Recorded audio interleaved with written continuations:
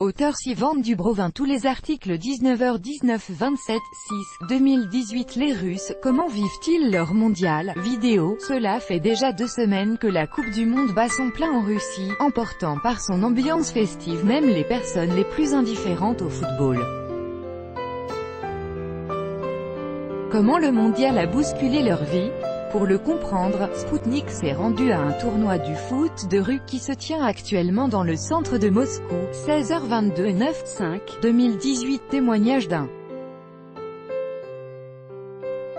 vétéran soviétique. J'ai traversé la moitié de l'Europe dans les combats. Pour lui, la guerre a commencé le 23 février 1943 en Ukraine et a fini le 8 mai en Autriche. Il a traversé la moitié de l'Europe en risquant chaque jour sa vie pour libérer le monde du nazisme. Âgé de 93 ans, Vladimir Dolgatchev raconte à Sputnik son parcours de guerre et ses souvenirs de la Grande Victoire, 19h03 7/3 2018. Cette apothéose de la guerre qui est un appel éternel à la paix. Les tableaux du célèbre peintre russe du 19e siècle, Vassili Verertchagin, représentent la guerre telle qu'elle est, nue et sans affect, d'où leur actualité toujours frappante à notre époque.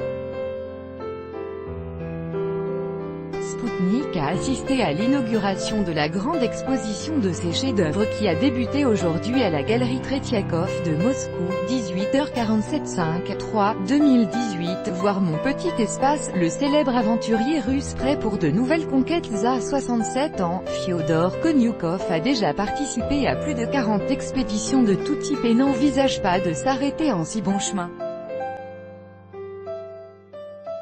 Cet automne, il partira en solitaire pour une circumnavigation en chaloupe d'environ 250 jours.